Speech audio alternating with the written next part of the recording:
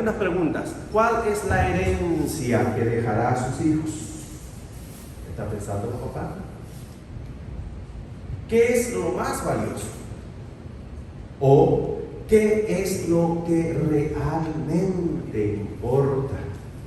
Estas preguntas vienen muy a la sazón porque las respuestas serían variadas.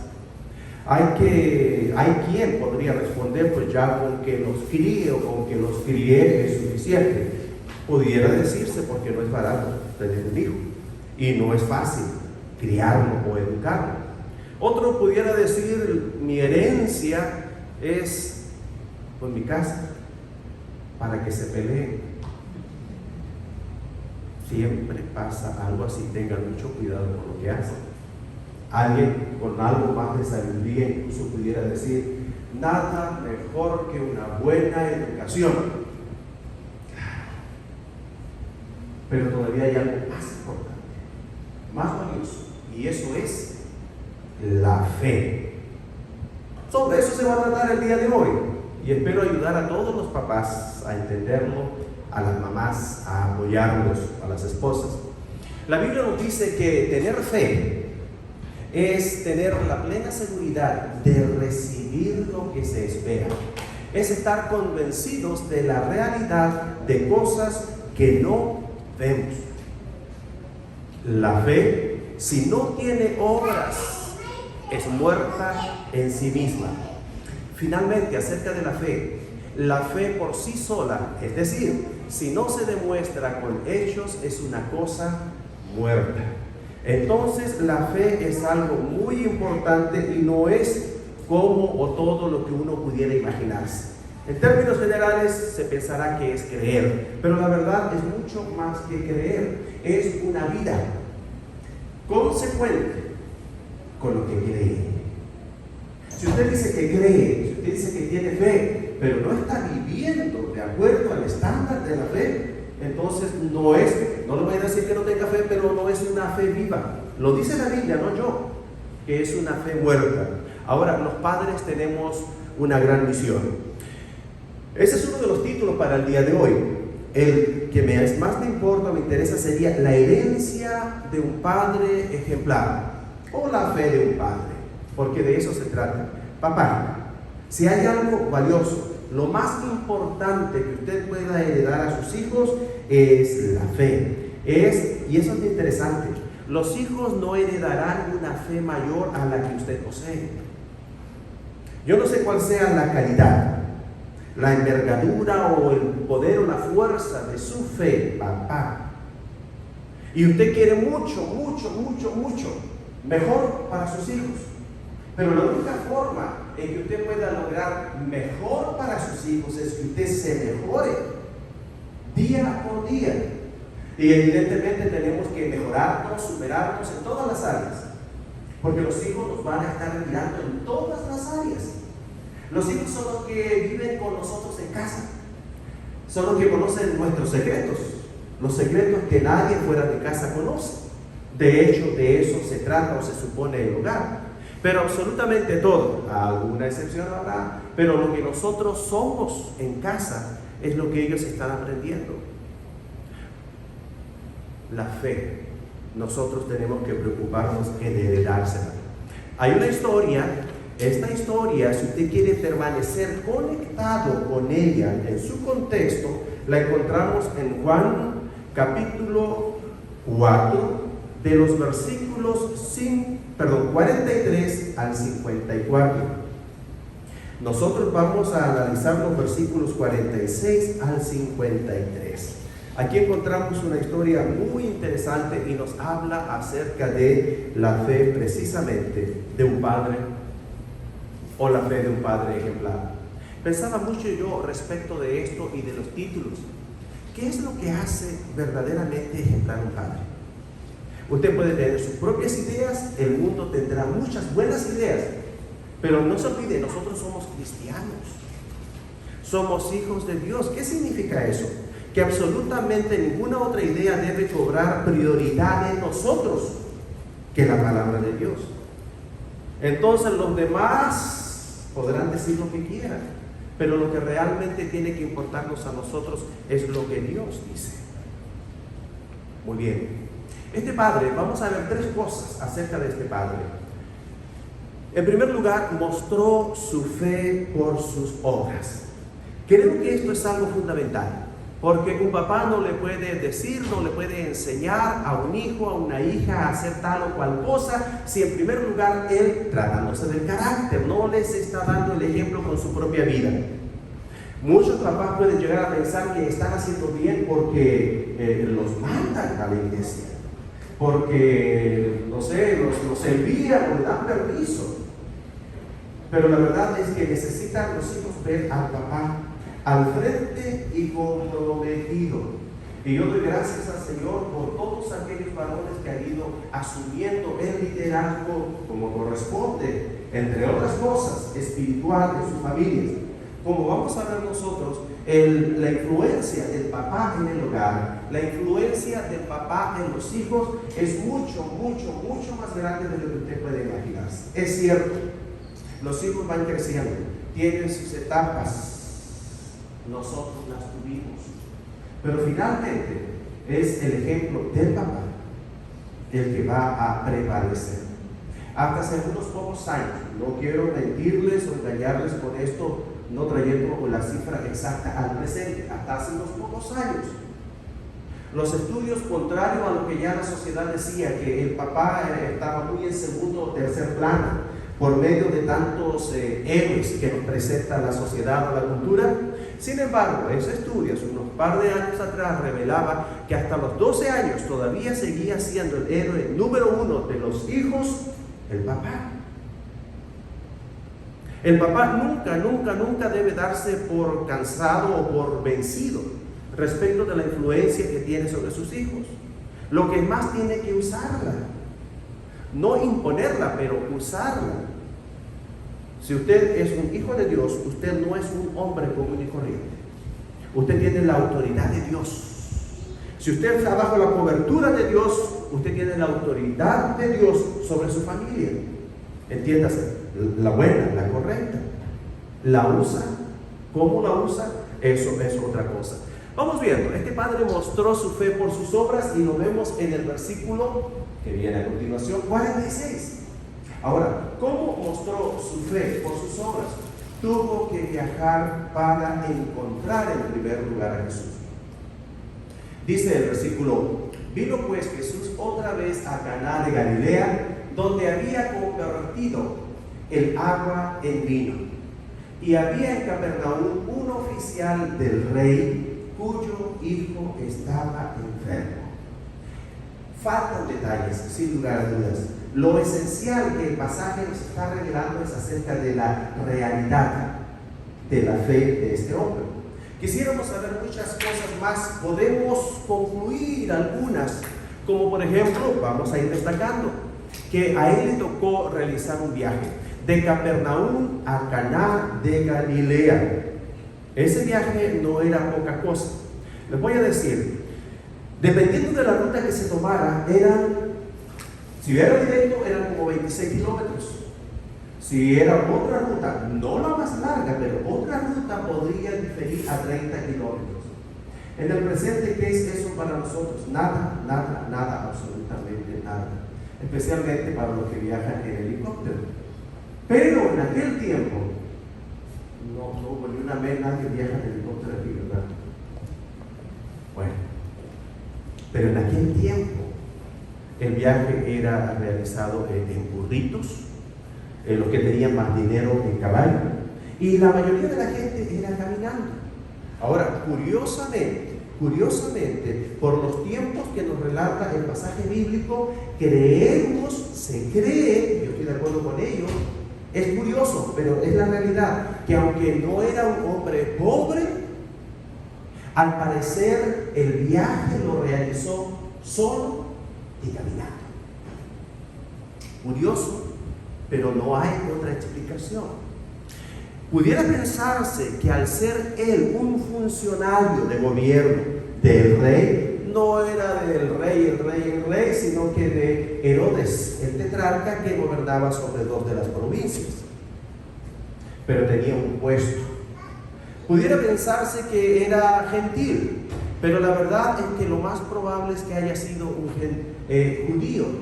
Entonces, ¿qué tiene que ver esto? Esto nos ayuda a entender un poco la relación de él con Jesucristo, que va más allá de un gentil. Y por otra parte también el comportamiento. En aquellos días, una persona cuando iba a realizar un viaje, a menos que fuera un viaje muy largo, viajaba no más de 30 kilómetros por día. Entonces vamos a ver qué influencia tiene esto sobre los detalles que vamos a ver a continuación. Entonces lo habría realizado caminando. Contrario a la lógica, lo habría realizado caminando por alguna razón. Y no cabe duda que este viaje era de muchas horas. Aproximadamente 7 horas. En el menor de los casos, 6, pero aproximadamente 7 horas. Eso lo vamos a ver y confirmar más adelante. Este padre mostró su fe por sus obras.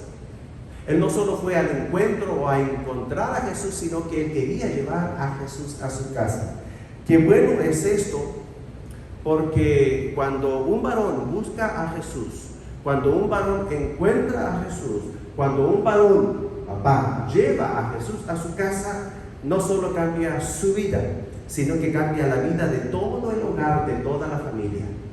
No son pocos los ejemplos y testimonios, y esa es una invitación. Ahora, por otra parte, yo les diría, papá, hombre, varón, usted ya llegó a los pies de Cristo. Ya no importa si llegó primero, segundo, tercero, pero usted ya llegó a los pies de Cristo. Usted ya es un hijo de Dios. Se ha transformado su vida de tal manera que usted diga, soy bendición para mi hogar, soy bendición para mi esposa, soy bendición para mis hijos, soy bendición para la familia en general, soy bendición para mis vecinos. Usted sabe la respuesta y eso debe ser un motivo de reflexión. Fue a Jesús. Hermanos, nosotros ya sabemos a estas alturas a quién ir.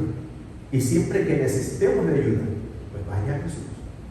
Muchas veces pensamos en muchas posibilidades o en muchas opciones. Personas, entidades, instituciones, etcétera, etcétera, y se nos va quedando como en tercer lugar Jesucristo. Yo no le digo no vaya a buscar trabajo, yo no le digo no le digo eso. Lo que le digo, ore primero. Vaya usted en primer lugar con Dios, siempre. Y Dios va a dar la respuesta de la forma en que Él quiera y probablemente hasta de la forma en que usted ni siquiera se lo espere. Porque Dios es todopoderoso y le gusta sorprendernos. No sé cuál es su experiencia, es la mía. Muy a menudo me sorprende y gracias al Señor porque no dejo de maravillarme. Digo, gracias Señor, gracias Señor. Y el papá, no importa la edad que tenga, puede sentirse como un niño porque es lo que somos, hasta el último de nuestros días, en relación a nuestro Dios. Le rogó a Jesús, papá, ¿a qué no estaría usted dispuesto por sus hijos? Yo sé que estaría dispuesto a mucho. Pero la verdad es que si nosotros nos dedicamos, entre comillas, a menos esfuerzos o sacrificios tendremos que realizar en la vida. Si usted le instruye, por ejemplo, al niño en su camino, en el camino de Dios, en el camino de su vocación, él hasta viejo, o aunque haya llegado viejo, no se apartará de él. Entonces esa es una inversión. Le rogó a Jesús, pero en este caso la situación es por su hijo moribundo. Dice el versículo, cuando oyó que Jesús había llegado de Judea a Galilea, digo así, Judea, que está en el sur, a Galilea, que está en el norte, y específicamente a Caná, vino a él y le rogó que descendiese del norte al sur y sanase a su hijo que estaba a punto de morir. La situación de este padre era desesperada. Dicho sea de paso, este es mi primer año huérfano de papá, y precisamente recuerdo de esos esfuerzos. Y por eso reconozco tanto los grandes esfuerzos que realizan muchos, si no todos nuestros papás, para procurar a su familia, para procurar a sus hijos. Algunos somos grandemente recompensados, como yo, por mi esposa, y otros no tanto. Entonces el día de hoy, no les voy a decir protestemos o protesten, pero hay que apapacharlos. No digo que me apapachen porque a mí lo hacen 365 días en el año, pero no todos los papás tienen esa suerte, esa bendición. Entonces, hoy, bueno, él estaba en una situación crítica, enormemente crítica. Por su hijo moribundo, él dice que le rogó. ¿Cuántas veces ha visto a un hombre rogar? Es más usual, incluso culturalmente aceptado, que la mujer ruegue, que la mujer suplique. También es traducido como suplicar. Y lo que más, algunas mamás como que aprenden desde chiquita y le hacen a la llorona a mi padre, ¿verdad? Déjame a mí, yo le voy a ir a hacer la llorona, dicen algunas mamás. Pero ver a un hombre no es propio de él, pero él lo hizo. ¿Qué significa este rogar, este suplicar? Es una petición insistente, es pedir y pedir y pedir y pedir. La Biblia aquí no nos dice cuántas veces pidió, pero lo hizo, rogó, suplicó, pidió insistentemente. No entra en detalles, pero ahí todo el mundo tiene que haber estado bien consciente. Y dirían, mira ese papá, porque todo esto, qué curioso, ¿dónde estaba la mamá? Estaba en la casa cuidando al hijo, amén. Sí, por supuesto. La mamá le dijo, vete tú, yo me quedo aquí con él, para que esté bien, para que nada le pase. Son casos y diálogos que ocurren, ¿verdad? Muy bien. Este padre entonces mostró su fe por sus obras. Ahora, la mejor herencia que puede dejar a un hijo es enseñarlo a amar a Dios. Nuestra fe en Dios es amar a Dios. Ahora, qué interesante es que los hijos van a hacer lo que vean hacer a los papás. En una oportunidad, platicando con uno de mis hijos, me dice, papá, si todo lo que sé lo he aprendido mirándolo a usted. Ya no me dice eso, pero me lo dijo una vez y por eso tuve. Porque también sé que cuando me esté van a decir, ay, ¿verdad que sí? Pero no esperen a que suceda eso. Mi hijo Isaac me va a cruzar de esta mañana. Es interesante, uno no se imagina, pero yo he visto a mis hijos, y hoy día me encontrado un amor, una dedicación, una ternura por nuestras hermanas, que a mí me toca el corazón. Y yo le digo a usted, si quiere inspirarse, mírelo.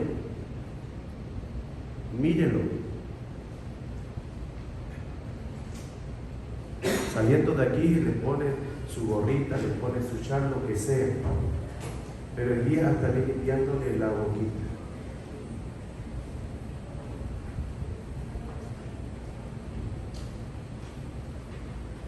Y les voy a decir, hijo, porque además es protector y se olvida de todo, pero él va a proteger al que esté en problemas en la tierra. Pues es lo que nos han visto hacer. Es lo que nos han visto hacer siempre. Es lo que yo vi hacer a mi papá.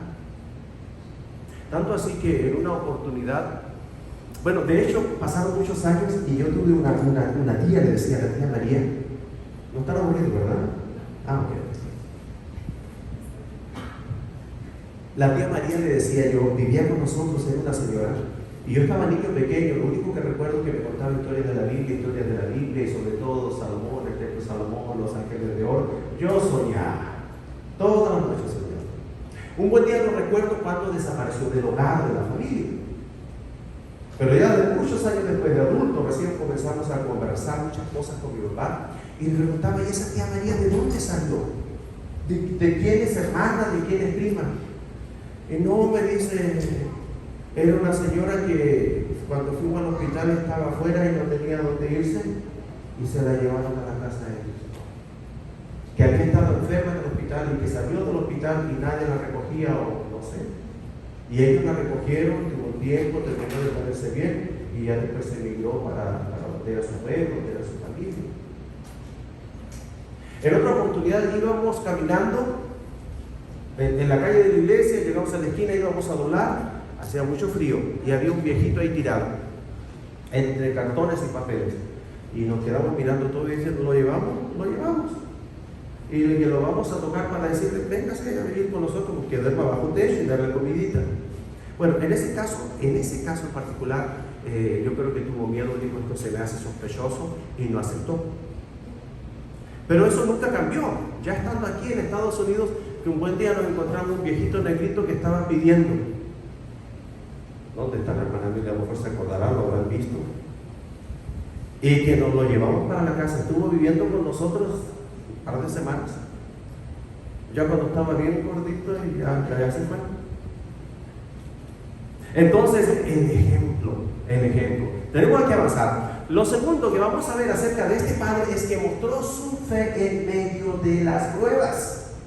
Y ahí es cuando realmente se ve la fe. Cuando todo está bien, eso no es fe, sino en las pruebas. Y las pruebas se prueba y se fortalece en las pruebas. Entonces, eso quiere decir que es inalienable, o sea, inseparable, las pruebas y las crisis en la vida del cristiano. ¿Por qué? Porque Dios está trabajando en nosotros, recuerden eso. Él quiere formar en nosotros el carácter de Cristo. ¿Cómo sería el carácter de Cristo? Fuerte, a toda prueba, incólume, para que nosotros lleguemos a una estatura digna de la de nuestro Señor Jesucristo. No solo se requiere tiempo, sino también mucho esfuerzo. Y una de las herramientas, la más importante, es esa: la prueba, las crisis. El árbol, los árboles, mientras más viento, o sea, mientras más inclemente sea el clima con ellos, más fuertes serán. Porque ellos van a responder al reto, al problema, al desafío que les está planteando el clima. De igualmente nosotros en nuestro carácter, nosotros en nuestra vida, si sabemos asumir. Porque todo problema en realidad, lejos de ser un problema, claro, cuando lo hayas superado, lejos de ser un problema, es una bendición. Porque por medio de él usted puede crecer a donde no estaba, a donde no había llegado. Entonces significa que después del problema usted será más grande, más inteligente, más sabio. Entonces, si es así, pues que vengan las pruebas. Y ya cuando usted ha avanzado, ha crecido un nivel, el Señor le va a llevar en su momento a otro. ¿Por qué? Porque aún no te pareces, o aún no eres idéntico a Cristo, o aún puedes parecerte más a Cristo, como quiera usted ponerlo. Porque ser cristiano significa eso, réplicas en miniatura de Cristo. Ahora, no importa lo chiquito que sea, pero que usted lo mire, sí dice. Hay diamantes grandes, Jesucristo hay diamantes chiquititos. No importa lo chiquito que sea, pero se lo analizan bien, los 100 diamantes. Bueno, veamos. Del versículo 48 dice: entonces Jesús le dijo, si no viereis señales y prodigios, no creeréis. Si no viereis señales y prodigios, no creeréis. ¿Qué encontramos aquí? Jesús puso su fe a prueba. ¿Cómo es esto? Mire lo que está diciendo Jesús. Ahora, entiendo, Jesús, nuestro Señor, estaba atravesando un momento difícil. Se estaba sintiendo ya agobiado por la carga de trabajo. Y no solo por la carga de trabajo, sino también por la gente misma. En general, él venía, les platico, venía regresando de un viaje a Jerusalén. Él que está en Judea. Y él había enseñado y había hecho muchas obras. Y mientras ocurría eso, toda la gente bien feliz. O sea, mientras hiciera milagros, todo el mundo muy feliz. Luego llega a su tierra de regreso, Galilea, y resulta que ahí se encuentra que dos cosas. En primer lugar, que la gente no le recibe como la recibieron allá. Y él dice, y se ubica en el contexto, no es de extrañar, porque ninguno es profeta en su propia tierra. Pero en segundo lugar, lo que no le parece bien y por eso llama la atención es que si no viereis señales y prodigios, no creeréis. Nosotros sabemos que este hombre que realizó este viaje, que buscaba a Jesús, que quería llevarse a Jesús, sí tenía fe. Pero lo interesante de esto es que esa fe creció, maduró, al punto que vamos a ver, al punto en que realmente él pudo decir, he heredado la fe a mi familia. Reprochó la fe débil de la gente, fue lo primero en hacer. En segundo lugar, la actitud de Jesús no fue prometedora. Me imagino el estado emocional, el estado anímico, psicológico si se quiere. Yo no sé si alguna vez se ha sentido cansado, abrumado. Un estado en el que prácticamente ni siquiera se puede pensar muy bien. No estoy diciendo que él no estuviera pensando muy bien, pero que podamos entender al punto en que él había llegado, que tuvo que decir eso.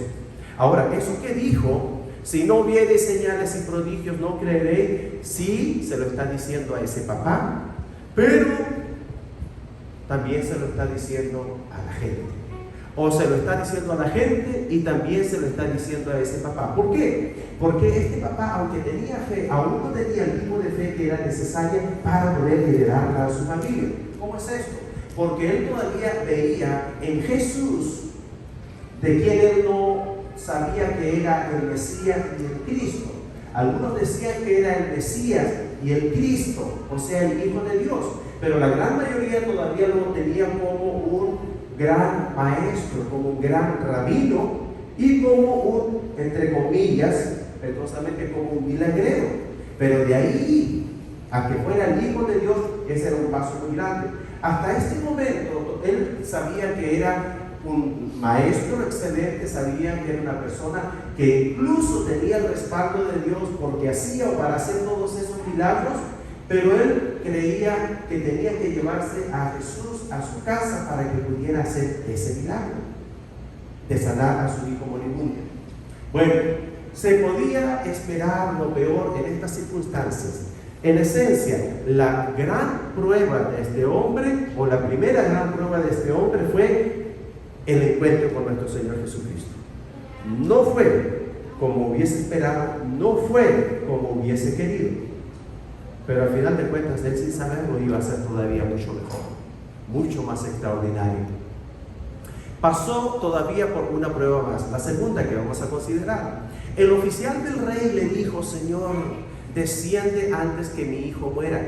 Jesús le dijo: ve, tu hijo vive. Y el hombre creyó la palabra que Jesús le dijo y se fue. Aquí, solo en esto hay mucho. ¿Por qué? Porque pudo él comprobar a Jesucristo como Hijo de Dios. Eso quiere decir que el poder que él tenía fue demasiado, mucho más allá de lo que él se hubiera imaginado, solamente con obedecer. Bueno, Jesús le dio una orden, él obedeció. Jesús le dio su palabra, él la creyó. El Padre creyó y obedeció. ¿Y qué sucede? Bueno, el resumen, este padre de esto mostró su fe en medio de las pruebas. Me gusta mucho la imagen y quiero decirles que tener fe en medio de las pruebas es una situación bien curiosa, porque es permanecer confiados y en paz. Recordemos, la paz de Dios es la diferencia que Dios nos da, que el mundo no conoce, es una paz en medio de la tormenta. Eso quiere decir que usted es capaz de dormir en la tormenta. Cuando hay problemas, cualquiera que sea, lo primero que va a perder es el sueño. Y si se llega a dormir, ¿saben qué es lo que va a pasar? Al siguiente día va a despertar y todo va a seguir exactamente igual. Pero cuando usted tiene a Dios por Padre, a Jesucristo por Señor y Salvador, usted va a poder dormir. Pero va a dormir en paz. Porque usted va a platicar con Él y lo va a encomendar todo a Él.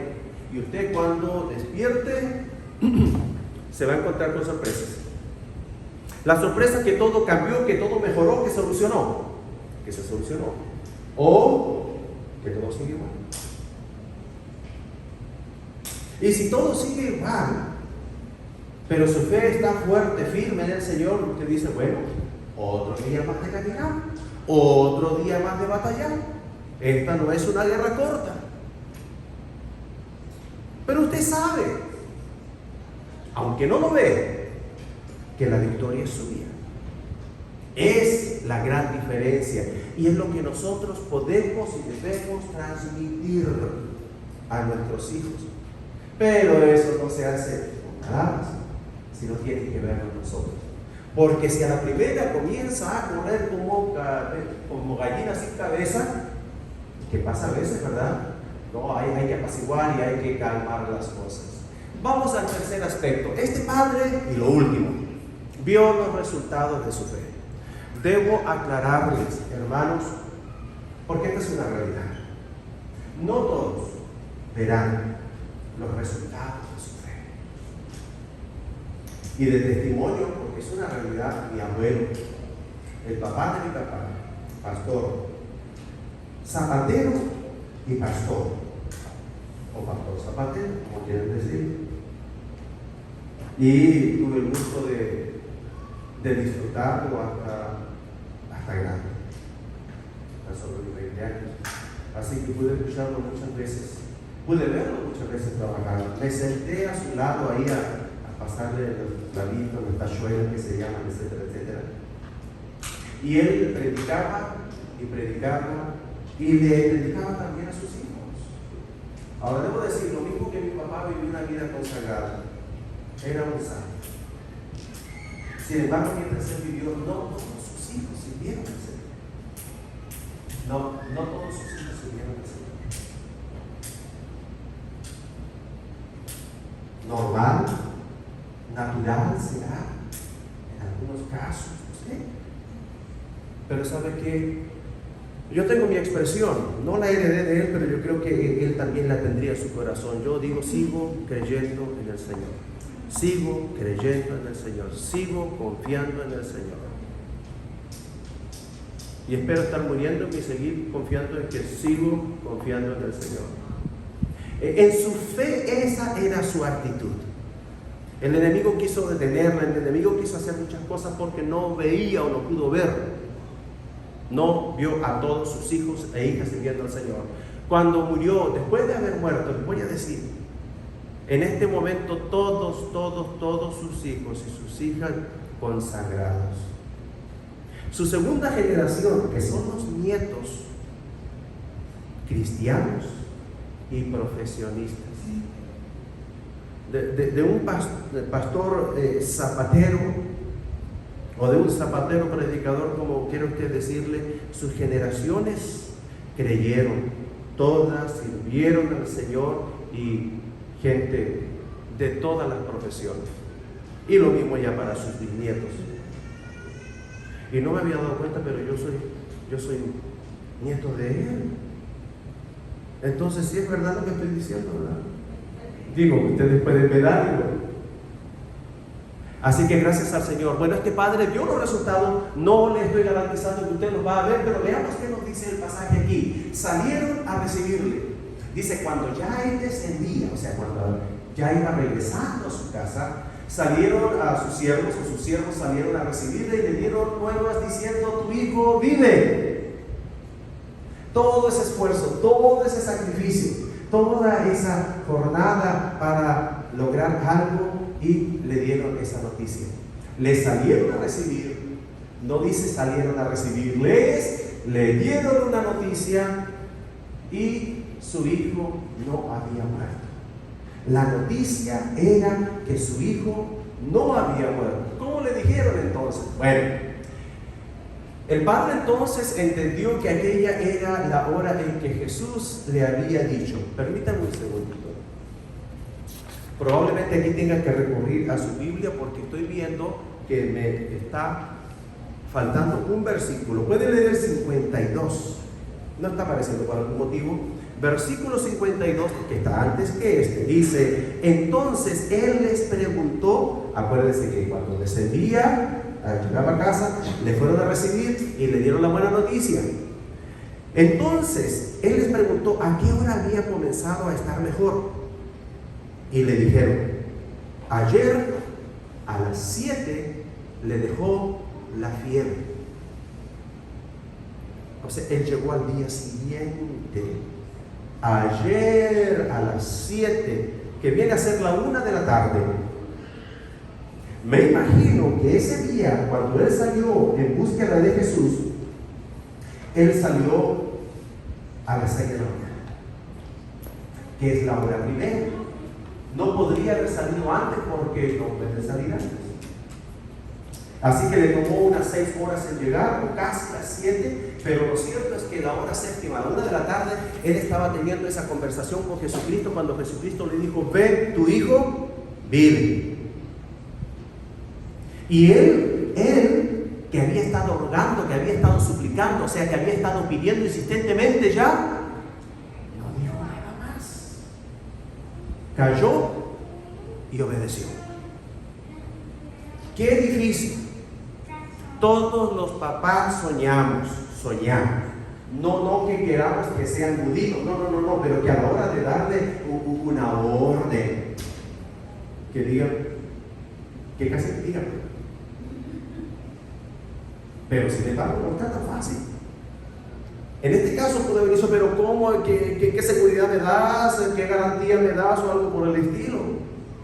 O siquiera envía uno de tus discípulos, o envía un poquito de aceitito, o un pañuelito, digo, como se usa en el presente, ¿no? No, él obedeció. Entonces él les preguntó a qué hora había comenzado a estar mejor, y le dijeron: ayer a las 7 le dejó la fiebre, ayer a las 7. Y él, claro, comienza a hacer memoria y dice: el padre entonces entendió que aquella era la hora en que Jesús le había dicho: tu hijo vive. Y lo que ocurre, y creyó él con toda su casa. Esto es algo tremendo, esto es algo excepcional, que si usted, papá, lo aprende, usted puede ocuparlo, pero en toda su vida, o en todas las áreas de su vida. El detalle: el padre entendió, el padre creyó. Hubiéramos dicho: el padre obedeció, por supuesto, y toda su casa creyó con él. ¿Por qué esto es tan importante? Porque estamos hablando de cuál es la herencia, de cuál es el legado que usted, papá, sí, usted hoy, aunque no venga siempre, pero hoy está aquí, ¿verdad? Lo valioso, lo realmente importante que puede heredar a los hijos es la fe, el amor a Dios. ¿Lo está haciendo? ¿Cómo lo está haciendo? Para que usted vea esto. Este padre vio los resultados de su fe. Es una gráfica que nos muestra qué ocurre. Bueno, ¿qué ocurre cuando el padre viene a Cristo primero? El 93% de las familias le seguirán. Cuando es la madre, solo el 17%. Cuando son los hijos, solo el 3.5% de la familia le seguirá. Entonces, ¿cuál es la influencia del papá? Entonces, papá comience a valorarse, a estimarse y a saber el alto puesto que Dios le tiene, en el que Dios le ha puesto. No tiene que gritar, pero hablar con él así. Pero por su vida, por sus hechos, que usted sea el líder, el sacerdote del hogar, y que cuide mucho más de hoy en adelante todo lo que haga, porque todavía le observan. Si no los hijos, ya lo harán los nietos, y usted todavía tiene que hacer. La hora, que tenemos buena hora. Me dijeron que día por ser el Día del Padre, o no predican, me dijeron, o predican todo. Pues ya sabrán. Como nadie lo hizo, pues aquí me vienen. Es interesante lo de la hora. Los días martes, de 7 a 8 tenemos un grupo de oración por medio de Zoom y oramos. Y tratamos de dar seguimiento a las oraciones. Llevamos un par de semanas, creo que 2, casi 3 ya, orando por Susana, los que están en el grupo santo. Y Susana es una niña, es una primita que era niña chiquita cuando yo ya era adolescente, a raíz de lo que ocurrió con mi papá. Yo se lo dije hace una semana o dos, no crean que ya se olvidó. No. Debido a la muerte de mi papá, me encontró y bien feliz. ¡Ay, esto sí! Dice, ¡ay, qué bonito que encontrarnos! Y la verdad uno no se imagina como que tenía bonitos recuerdos y como que nos tenía mucho cariño y nosotros nos habíamos olvidado de ella. Pero ya dijo que era, ok. Y eso fue, ¿saben que mi papá falleció en febrero? Y hace un mes, 3 semanas, la mamá de ella me manda una petición a decir que si podíamos orar por ella porque estaba muy mal, muy grave en el hospital. Le habían operado la garganta y que una bacteria, así lo dicen ellos, para ellos se había ido el pulmón y que estaba muy grave y estaba entubado. No era COVID, era esa infección de esa operación de esa bacteria. Y así estaba en el bar, se escuchaba porque a veces me mandaban mensajes escritos y a veces mensajes de audio. La tía Rosa, casada con el tío Verde, que algún día se lo voy a presentar, y se veía muy activa. Esa es una de los motivos de oración por los cuales yo me puse en la brecha. Y cuando hago eso, sé que me estoy arriesgando, que me la estoy jugando, para así decirlo, pero lo ameritando. Y después de eso dije, pues yo quiero que viva. Y lo llevé a nuestros hermanos en un grupo de oración. Porque hay fe. Y este martes, recordarán, seguimos orando. Pero para este martes yo ya había perdido noticias. Lo que más el lunes en la noche había escrito cómo sigue. Ya me quitó 2-3 días antes, escribí ese día y hubo un silencio profundo. Dije yo, híjole, pobre Susanita. Tan cariñosa ella, porque fue muy cariñosa en sus saludos. Se murió. Pero mientras no me digan, vamos a seguir orando. Y ayer a las 5:21 de la tarde me llegó un mensaje de audio. Hola, Danielito. Pues escuchaba así, yo dije, no, pues a ver cuándo me llega la mala noticia. Para resumirles, ya mi hermano, era buena noticia. Era buena noticia. Y tan buena noticia y tanta alegría había para mis hermanos del grupo, a lo mejor hasta les comparto el audio, que no se cansó porque lo habrá dicho unas 3, creo, o 4 veces incluso. Gracias a los hermanos de la iglesia, gracias a los hermanos que estuvieron orando. Yo le digo gracias, hermanos, gracias, porque ella, precisamente el día en que me dio un mensaje, o sea, ayer, estaba regresando a casa.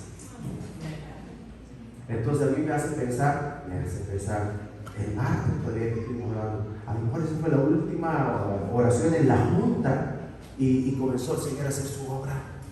Nosotros no sabemos, ni tuvimos que estar allá para ir a orar, para ir a ungir, no. Ese es el poder de Dios y Él nos pone a disposición de nosotros si tenemos fe, si confiamos en Él. Dios es nuestro Dios de milagros. Vamos a resumir, mis hermanos. Entonces recordemos que este Padre mostró su fe por sus obras. Este Padre mostró su fe en medio de las pruebas. Tercero, este Padre dio los resultados de su fe. La fe de un Padre ejemplar. Si usted quiere ser un Padre ejemplar, simplemente trabaje en su fe, ya lo verá. Y tenemos algo más. Entonces, ¿cuál es la herencia que dejará a sus hijos? ¿Qué es lo más valioso? ¿Qué es lo que realmente importa? Yo no sé cuáles eran sus respuestas o su perspectiva antes de comenzar el día de hoy con este tema, pero espero yo que puedan haber cambiado. Lo que realmente importa es la fe. Lo que realmente importa es la fe. Si no tienes la fe, no tienes nada. Si no han alcanzado salvación, lo que más la Biblia lo dice claramente, que están condenados. Una pregunta, y con esta concluyo. ¿Está usted dispuesto a esforzarse para heredar con el ejemplo a sus hijos una fe viva, una fe verdadera, de palabras y acción. ¿Está usted dispuesto a esforzarse? Yo no sé si se ha esforzado. Lo que sí puedo decirle, papá, nunca es tarde. Nunca es tarde. Acompáñenme, incline sus rostros, vamos a orar. Si hay un papá que dice, yo voy a ser mejor, yo me voy a esforzar o me voy a esforzar más, porque no importa qué edad tengan mis hijos, todavía puedo heredarles la fe, mi fe en la cual voy a trabajar. Otro padre en un momento dijo, ayuda a mi incredulidad, ayuda a la falta de fe. Y Dios nos dice que pidamos y Él nos dará. Si hay un papá que quiera hacer esta oración conmigo en su corazón, simplemente póngase en pie en su lugar. Y así, usted de esa forma estará dando fe pública de estar pidiéndole esto al Señor y comprometiéndose a su vez con su familia. Vamos a orar, hermanos. Padre Santo, Dios Todopoderoso que está en los cielos y en todo lugar, en este momento, Padre, con profunda gratitud en nuestros corazones por usted, como nuestro Padre, por su amor, por su palabra, por sus cuidados, por su protección. Tenemos tanto por qué alabarle y alabamos, Padre, en esta hora. Bendecimos su nombre, nos humillamos ante su presencia, reconocemos nuestras deficiencias, Padre. Reconocemos que aún nos falta mucho camino por recorrer. Suplicamos, Padre, que en lo que nos reste de vida, usted pueda ungirnos, darnos una doble porción, si es necesario, de su Santo Espíritu, para ser los hombres que debemos ser, los líderes que debemos ser, los sacerdotes que debemos ser, el esposo que nuestro cónyuge necesita, el Padre amoroso que necesitan nuestros hijos. Cúbranos, Padre, en esta hora. Y como siervos suyos, Dios, en este momento bendigo a toda la congregación, a todos los presentes, pero de manera especial a todos los papás, en el nombre del Padre, del Hijo y del Espíritu Santo.